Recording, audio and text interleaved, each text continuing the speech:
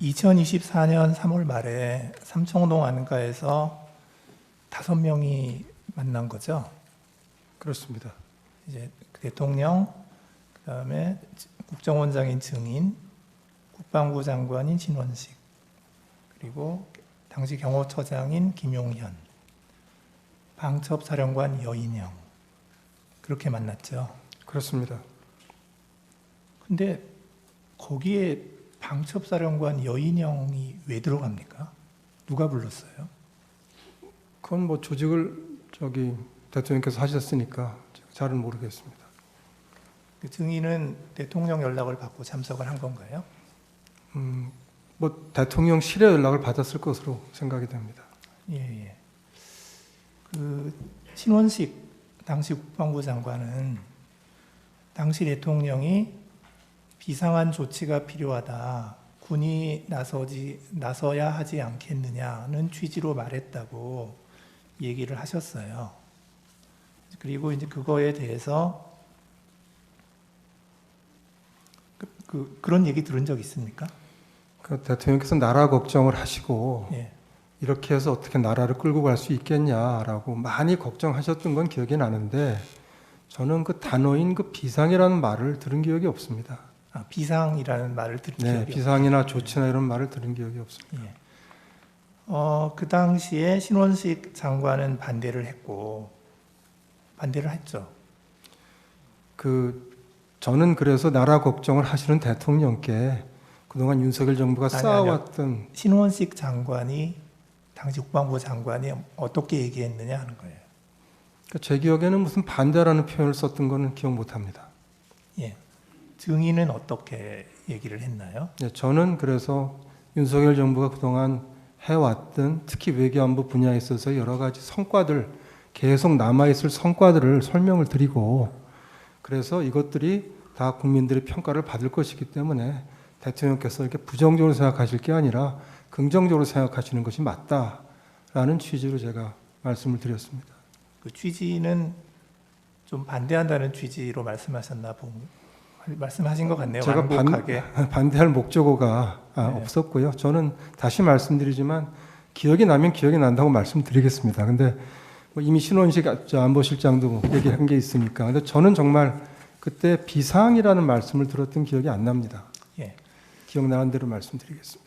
그날 만찬이 끝나고 그 신원식 국방부 장관은 경호처장 김용현과 여인영을 데리고 국방부 장관 공관으로 갑니다. 그래서 어떤 비상 조치나 군에서 나서는 것에 대해서 반대하니까 대통령께서 혹시라도 그런 생각을 갖지 않도록 나는 국방부 장관으로서 절대 반대한다. 반드시 내 뜻을 전해달라. 이렇게 얘기를 김용현 경호처장한테 얘기를 했다는 거거든요. 그런 이제 그 증인은 이제 그날 모임 이후에 이러한 대통령이 언급한 그런 내용에 대해서 좀 부적절하거나 반대한다. 뭐 이런 취지의 의사를 전달을 한 적이 있었습니까? 그 3월 하순인데 그 모임 이후에는 뭐 그런 모임이 다시 없었고 그 다음에 김용현 장관이 경호처장이 아닙니다. 신원식 국방장관이 그 후속 모임 저녁을 가진 것도 사실은 비상계엄 이후에 저는 알게 됐고 계속 몰랐고 저한테 다시 무슨 비상조치라든지 비상계엄이라든지 하는 말씀을 대통령이 하신 적이 없습니다. 그러니까 사실 반대를 뭐 할 이유도 없었고 그렇습니다. 예. 그 증인은 국정원장이시니까 매주 대통령께 보고를 하나요? 그렇습니다. 거의 뭐 빠짐없이 매주에 한 번씩 합니다. 그 보고를 할 때 혹시 그런 이야기가 오간 적이 없었습니까? 비상조치나 비상계엄에 대한 얘기가 오간 적 없었습니다. 예. 그 신원식 장관은 이제 그 모임이 2024년 3월에 있었는데 그 2024년 9월에 국방부 장관에서 경질이 돼요. 그런데 이제 증인은 그 뭐 그 당시에 하여튼 뭐 반대하는 취지로 말씀하셨음에도 불구하고 계속해서 국정원장으로 계셨던 거죠. 예.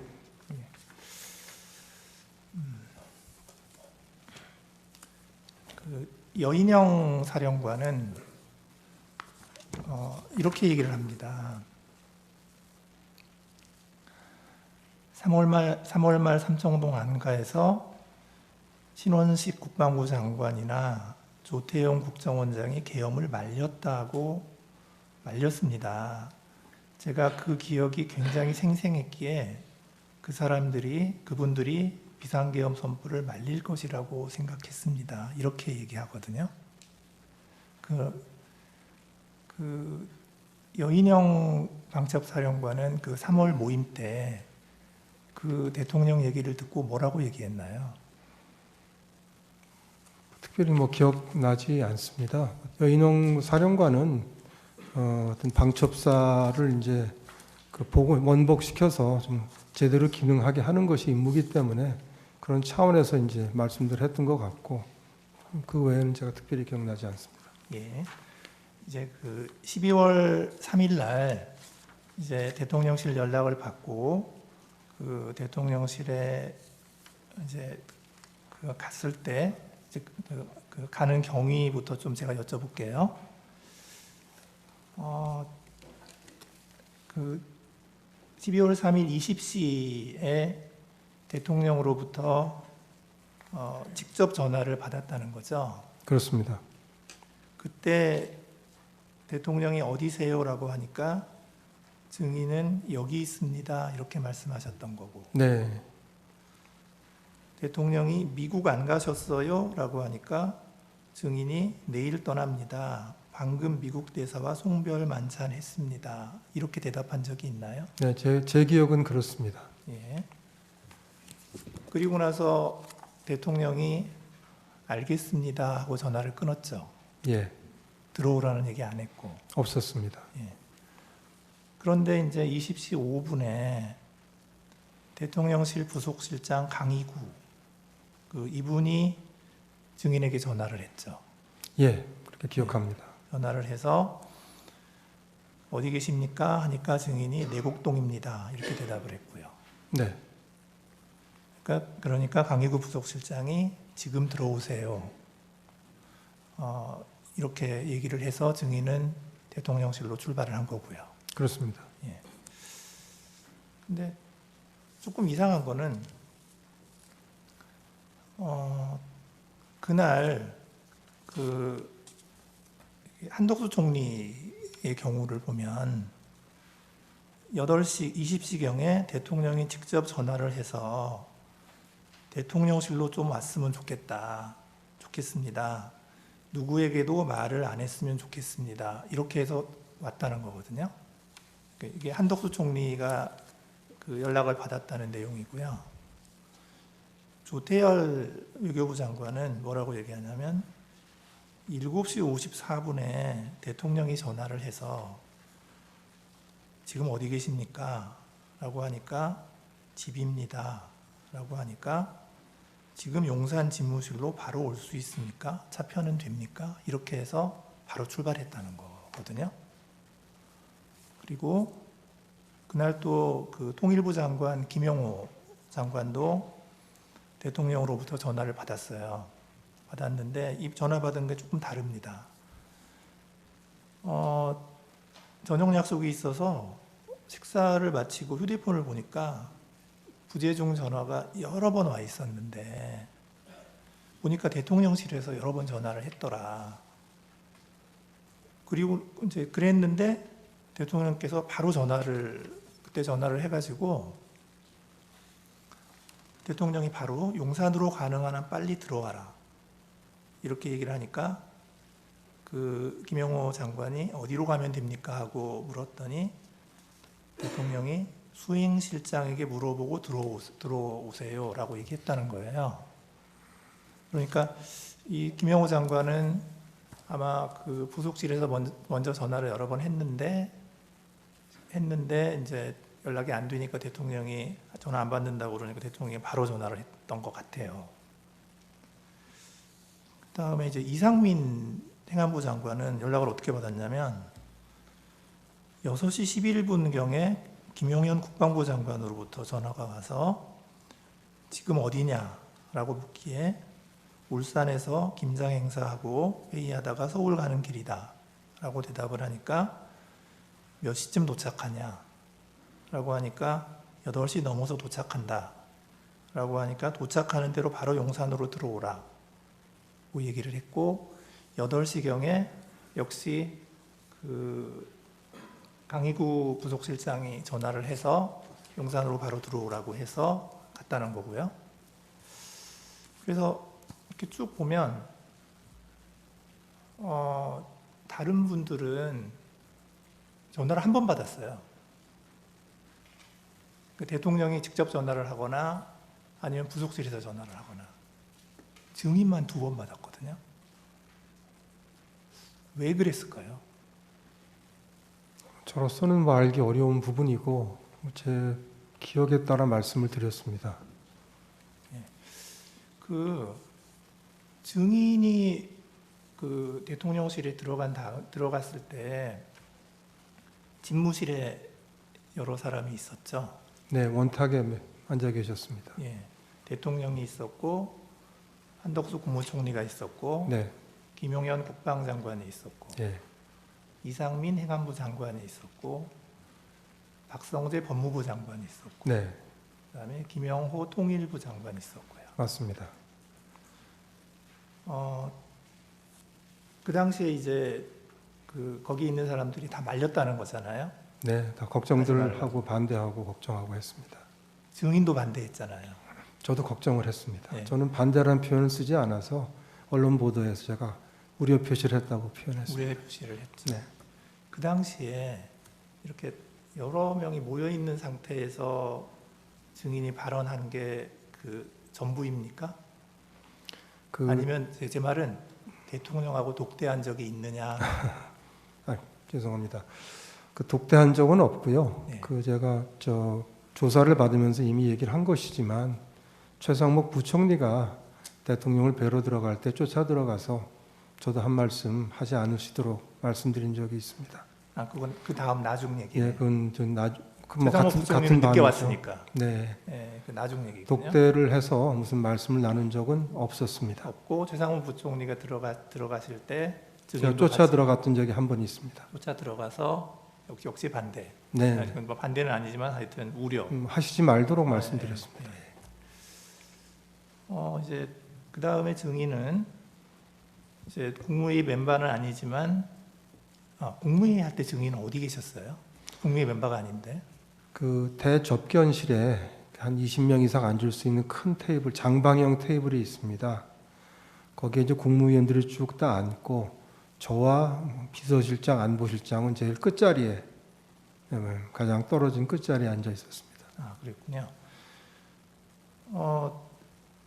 그 국무회의를 이제 그 9시 21시 30분경에 시작을 했고 하여튼 회의를 시작을 했고 증인께서는 그 22시 45분에 대통령실을 출발하셨죠. 시간은 몇 분 틀릴 수는 있지만 대개 맞습니다. 네, 예, 맞죠, 그렇습니다. 맞죠. 예. 그런데 이제 그 대통령실에서 출발해서 이제 국정원으로 차를 타고 가고 있는데 대통령이 전화를 했어요, 증인에게. 그죠? 증인이 맞습니다. 전화 받았잖아요. 예, 근데 그때 대통령께서 원장님 참 미국 출장은 어떻게 하시기로 했어요? 라고 물었죠. 네, 그렇습니다. 예. 그래서 증인이 이런 상황에서 미국을 어떻게 가겠습니까? 라고 대답을 했고 대답하셨죠. 그렇게. 예, 그러니까 대통령께서 그렇지요. 지금 가기는 어렵겠지요. 라고 하고 전화를 끊었죠. 예, 근데 그게 그 통화를 한 게 지금 통화 기록상으로 보면 22시 55분에서 57분이거든요. 그런데 지금 또 통화 기록을 보면 그 대통령께서 그 홍장원 1차장에게 전화를 한 게 22시 53분이에요.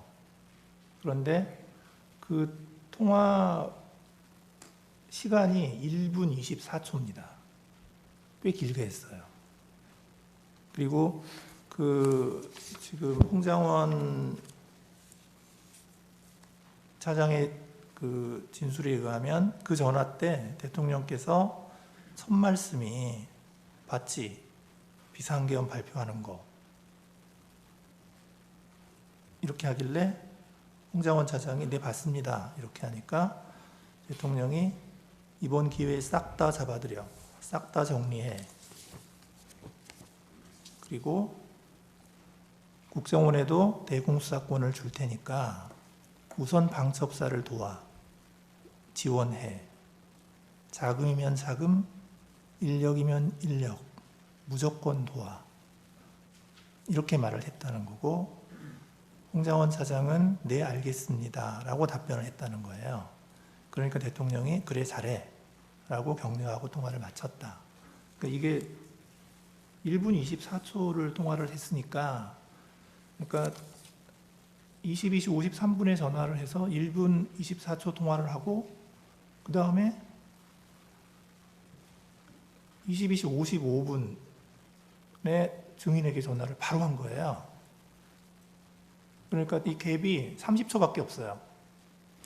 그 말씀 좀 올려도 되겠습니까? 그 정확한 분은 제가 기억을 못 하고요. 네. 22시 55에서 57이라고 지금 돼 있는 걸 저도 봤는데 네네. 통화한 그 시간은 사실은 30초가 좀 안 되는 걸로 제가 기억합니다. 짧았습니다, 사실은. 아, 증인하고. 예, 그렇습니다. 네. 그러니까 제 말은 뭐냐면 아니 대통령이 지금 홍장원 차장한테 이제 굉장히 굉장히 많은 지시를 막 했는데 그리고 나서 바로 국정원장한테 전화를 해가지고는 참 한가한 얘기를 한 거예요. 미국 출장 어떻게 하실래요? 좀 잘 이해가 간 거거든요.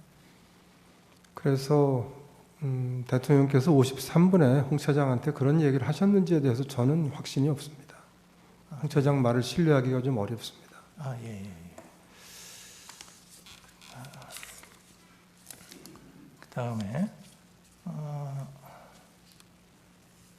23시 30분에 이제 국정원 정무직 회의가 열렸죠. 그렇습니다. 예, 예. 그때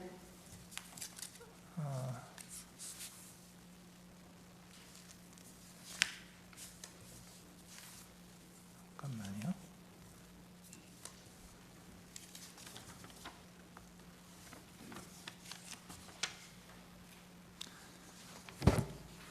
그때 홍장원 차장이 이런 얘기를 했죠. 원장님, 비상계엄에 대해 사전에 알고 계셨습니까? 라고 얘기를 했고 제 기억은 원장님 이거 언제 하셨어였습니다. 아, 이거 언제 하셨어요? 네. 예, 예. 그러니까 증인이 뭐라고 대답했어요? 뭐 그런 걸 물어보냐고 했습니다. 그랬죠. 네. 예, 그러니까 그때 증인의 기분은 어땠습니까? 좀 엉뚱한 질문이고 사실 뭐 맞지 않는 질문이라고 생각했습니다. 네. 그래서 이제 쭉 회의를 하고 이제 그 하여튼 좀 여러 가지 이제 업무에 관한 얘기를 하고 회의를 마쳤죠. 예. 회의가 끝났는데 이제 홍장원 차장이 쫓아왔죠. 뒤를 네, 따라왔죠. 몇 분 있다가 다시 왔습니다. 예. 그때 그 홍장원 차장은 이렇게 얘기를 해요. 대통령께로부터 전화를 받았습니다. 대통령께서 원장님이 미국 출장을 가셨는지 아셨나 봅니다. 이렇게 얘기를 하고 얘기를 했는데 증인은 그 당시에 뭐라고 대답을 했나요? 저는 딱 부러지게 뭐 얘기했던 기억이 없습니다. 무슨 얘기를 하는지 다 들어보려고 가만히 있었습니다. 그러니까 아무 말 없이 가만히 계셨다는 그렇습니다. 거더라고요. 네. 그리고 홍장원 차장이 다시 얘기를 합니다. 대통령께서 방첩사를 지원하라고 합니다. 라고 그런 얘기 했죠. 그렇습니다. 증인이 대답을 했나요? 무슨 얘기지 하고 생각을 했습니다. 대답은 안 하셨죠.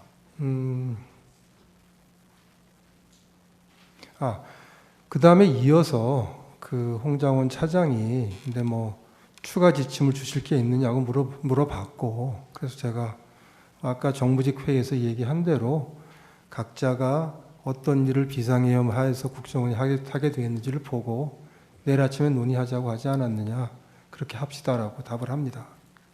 그 앞에 홍장원 차장이 한 번 더 얘기를 하죠. 방첩사가 이재명, 한동훈을 잡으러 다닙니다. 그 앞이 아니고요. 그 다음인가요? 재판관님, 저기 이제 저한테는 처음에 와서 대통령께 전화를 받았다. 예. 제가 이제 궁금하죠. 뭐 무슨 말씀을 하셨나 했더니 이어서 뭐 방첩사를 도와주라고 했다. 저는 뭐 도와주라고 했다고 기억하는데, 그래서 말씀처럼 저는 이제 듣던 얘기고, 또 비상계엄하에서 방첩사를 우리가 도와줄 게 있지 않습니까? 그랬더니 그럼 뭐 놀랄 일은 아닌데, 다만 대통령께서 1차장한테 전화하신다는 얘기를 처음 들었기 때문에 저 속으로는 굉장히 궁금한데, 제 성격이 그렇습니다. 대놓고 어떻게 하다 대통령 전화를 받았냐라고 물어보는 성격은 아닙니다. 그래서 그냥 들었고 나중에 한번 알아봐야 되겠다고 생각했고요. 그다음에 그 이제 조금 있다가 이어서 뭐 안색 얘기를 해서 제가 기억을 하는데, 안색을 쭉 살폈는데 뭐 생각이 복잡하시다고 했나, 하여튼 뭐라고 표현을 하면서 근데 혹시 더 지침을 더 주실 게 있느냐고 라고 얘기해서 제가 아니 뭐 더 줄 거 없고 정무직 회의 때 얘기했던 거하고 같다라고 뭐 좀 설명을 했겠죠. 설명을 했더니 정말 그때는 좀 뜸을 좀 들인 다음에, 근데 이재명, 한동훈 오늘 밤에 좀 잡으러 다닐지 모르겠습니다, 뭐 이런 취지로 얘기를 해서 지금 또 갑자기 무슨 소리냐라고 저는 생각했습니다. 갑자기 튀어버렸습니다. 비약이 돼가지고. 그래서 뭐 우리하고 상관도 없는 일이고, 그 다음에 두 번째는 그럴 것 같지 않고, 그래서 제가 보면서 그리고 이제 지금같이 엄중한 시기인데 원장하고 차장이 이런 일이 생길지도 모른다라는 얘기를 하는 게 좀 어울리지 않는다, 맞지 않는다고 생각해서 제가 이렇게 얘기를 했습니다. 아까 얘기한 것처럼 내일 아침 회의 때 다 우리 국정원이 하게 되어 있는 일을 의논을 하는 거로 하자. 뭐 더 할 얘기가 있으면은 그때 가서 하라고 하고 얘기를 했더니 좀 얼굴을 보고 있다가 일어나서 나갔습니다. 그겁니다. 그리고 저한테 방첩사가 잡으러 다닌다고 하지 않았습니다. 그냥 잡으러 다닐 것 같습니다. 그런 일이 생길지 모르겠습니다라고 이렇게 얘기를 했고, 그 다음에 뭐 위치 추적이라든지 방첩사령관과의 통화라든지 어떤 명단을 받았다든지 그 명단이 이거라고 보여준다든지 이런 얘기들이 없었습니다. 예, 알겠습니다. 자, 이제 그날 22시 30분에 국정원 정무직 회의를 하기 전에 이제 무슨 일이 있었냐면은, 이게 여인영 방첩사령관이 이렇게 얘기를 해요. 자기가 텔레그램 전화로 22시 30분에, 그러니까 1시간 전이죠. 22시 30분에 조지호 경찰청장에게 전화를 해서 체포 대상자 14명에 대해서 이야기를 하고 위치 추적을 부탁했다. 그 여인형이 그렇게 얘기를 하거든요. 예. 근데 이제 그 연락을 받은 조지호 경찰청장이 이제 뭐라고 얘기를 하냐면, 여인용 사령관한테서 전화가 왔는데 메모를 좀 해달라고 얘기를 했다, 자기한테. 그래서 조지호 경찰청장이 준비되었다라고 하니까 사람 이름을 불렀는데 15명 이름을 불렀다. 가장 먼저 불렀던 것이 이재명, 그리고 우원식, 박찬대, 정청래, 김명수, 권순일이라고 했고, 또 다른 이름을 불렀는데 김동연이라고 해서 경기도지사냐 이렇게 여인형한테 물어봤더니 김동현이다 이재명 무죄 선고한 판사다. 이렇게 여인영이가 얘기를 했고, 여인영이가 이 사람들을 체포할 건데 위치 파악을 좀 해달라고 해서 이렇게 부탁을 받았다. 이렇게 얘기를 하거든요. 그리고 나서 이제 조지호 정장이 또 뭐라고 얘기를 하냐면, 그 다음에 그 텔레그램 전화가 한 번 더 왔다는 거예요. 그래서 두 번째 통화를 해서 굉장히 급하게 한동훈 추가입니다. 이렇게 얘기를 했다는 거예요. 그 시간이 언제냐면 22시 30분에서 40분 사이입니다. 그런데 이 전화를 받고 조지호 총장이 어떻게 했냐면 협조를 안 해줬어요. 그러니까 바로 거절하지는 않고 협조를 안 해주고 그냥 아무런 조치도 안 하고 가만히 있었다는 거예요. 그게 조지호 청장의 이야기고요. 그런데 이제 그 다음에 이제 홍장원과 여인영이 이제 통화를 한 게 30분 후인 23시 06분입니다. 그때 2분 47초간 통화 기록이 있어요. 이제 그때 오늘 쭉 얘기한 14명 명단 불러주고 위치 추적 협조해달라고 얘기를 했다는 거거든요. 그리고 나서 23시 30분에 그 정무직 회의가 있었고, 회의 끝나고 증인한테 가서 이제 그 이재명 한동훈 잡으러 다닐 것 같습니다라고 얘기했다는 거거든요. 그래서 이거를 시간 순서대로 쭉 이렇게 놓고 보면은 지금 이 홍장원 차장이 그렇게 한가하게 증인에게 얘기했을 것 같지가 않아서 그 증인이 들은 내용이 그냥 정말로 그냥 증인이 이렇게 듣고 나서도 이렇게 그냥 뭐 내일 얘기합시다라고 할 정도로 그 정도로밖에 얘기를 안 했나요? 그 재판관님, 제가 이 부분을 아주 정확하게 기억하고 말씀을 드립니다. 이 엄정한 법정에서 다른 말씀을 드리면 안 되기 때문에 제가 진실대로 제 기억대로 그대로 말씀드린다는 말씀을 드리고, 한 가지만 더 추가해서 말씀드리면, 말하자면 큰 비밀을 이제 얘기를 했다면 그런 비밀이 하나 생긴 거 아니겠습니까? 그럼 그렇게 큰 비밀이 생겼는데 제가 홍장원 차장을 교체하자고 대통령께 건의드린다는 것이 굉장히 어려웠을 겁니다. 근데 제가 정치적 중립을 이유로 해서 교체 건의를 드렸습니다. 그걸 보시더라도 만일에 홍장원 차장이 저한테 자세히 얘기를 하고 했다면 제가 보기에는 교체 건의하기 상당히 어려웠을 것이다. 그것만 봐도 그건 아니었을 것이다 라고 제가 이렇게 말씀을 좀 드리겠습니다. 예. 김대우라고 그 방첩사의 단장이 있습니다. 그래서 그날 실제로 국회로 갔던 사람이거든요. 근데 이제 이분은 또 뭐라고 얘기를 하냐면, 여인영 방첩사령관이 이제 말씀하시기를 김용현 국방부 장관님으로부터 명단을 받았다면서 그 김대우 단장에게 수첩에 받아 적으라고 하였습니다.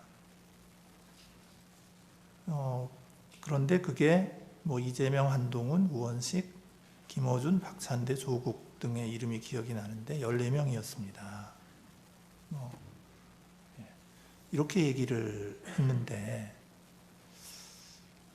그래서 이런 것들도 보면은 여인영 방첩사령관 입장에서는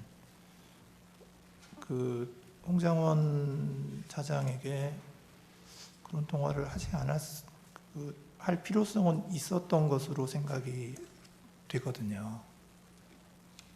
근데 하여튼 증인 생각으로는 홍장원 차장이 그렇게 심각하게 얘기한 게 아니다. 그날 밤에 있었던 일은 제가 진실대로 말씀을 드렸고, 만일 홍장원 차장이 얘기한 대로 얘기를 했으면은 제가 지침을 내리고 같이 남아서 공간에 퇴청을 하는 것이 아니라 아마 사무실에 나와서 뭔가 일을 하거나 아니면 뭐 뭔가 결정을 했을 것입니다. 그래서 제가 말씀드린 그대로 저로서는 도저히 이해할 수 없고 알아듣기 어려운 방법으로만 얘기를 했고, 그 이상 얘기를 하지 않았다는 말씀과, 그거를 처음 제가 이런 일이 있다는 걸 그렇게 얘기한다는 걸 알게 됐던 건 12월 6일 오전이라는 말씀, 그리고 만일에 그런 그런 비밀스러운 얘기를 제가 들었다고 할 것 같으면, 그러면 그건 제가 홍장원 차장 교체를 건의하기 굉장히 힘들었을 거라는 거. 그리고 만일 그게 사실이라면 어찌 보면 국정원장인 제가 교체가 될 일일지도 모르는 것이죠. 그래서 이게 앞뒤가 맞지 않는 말씀이고, 그래서 저는 제가 기억나는 대로 쭉 말씀을 드렸다라고 하는 제 말씀 다시 한번 드리겠습니다. 예, 알겠습니다. 예, 감사합니다.